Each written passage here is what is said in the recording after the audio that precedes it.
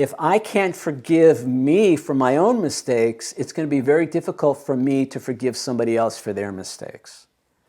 And I can become very critical and judgmental. And, that's all just a projection of how I see myself, how I feel about myself. So I talk a lot about, again, later in this chapter and later in the book, about self-love, self-forgiveness. Until I give myself those things, it's going to be very hard for me to trust somebody in another relationship because I can't trust another person in a relationship because I can't trust myself. I can't trust myself to be nice to myself. I can't trust myself to love myself when I least like who I'm being. We'll see next week that that's my definition of unconditional love, one of the definitions. Being willing to love myself or another person when we least like who they're being.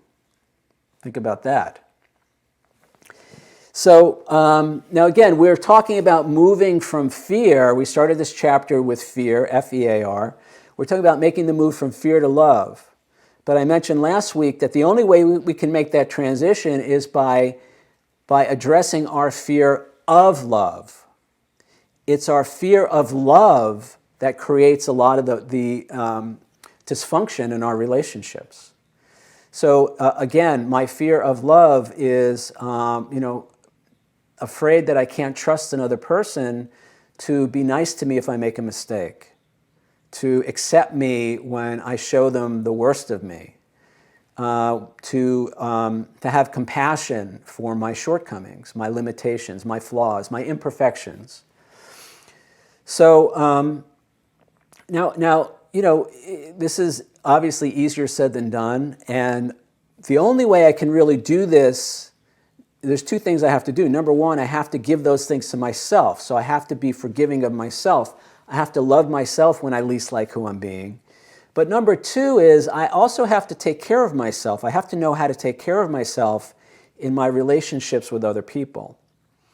And I mentioned this briefly, I've actually mentioned it a bunch of times over the last few weeks, this idea of having healthy boundaries. The primary way that I take care of myself in my relationships with another person is by having healthy boundaries. Now, again, I keep saying this, boundaries are not what most people think they are. We're going to talk all about this when we get to chapter 6 and 7. But I want to say here, see, I can't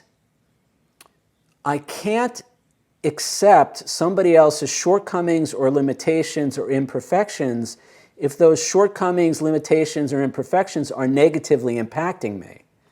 So if somebody's actually being inappropriate in the relationship, if they're being dishonest or if they're being controlling or manipulative or if they're being condescending or, this is not about loving them no matter what. Loving another person doesn't mean that we stop loving ourselves.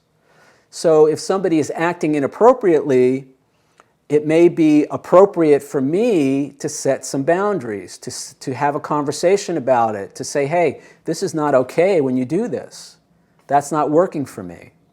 But the difference is when I have healthy boundaries, when I know how to take care of myself, when I see myself in that relationship as somebody who can take care of himself, then I don't have to use things like anger to protect myself. I don't have to use things like defensiveness or being judgmental or being critical as a way to take care of myself in that relationship with the other person.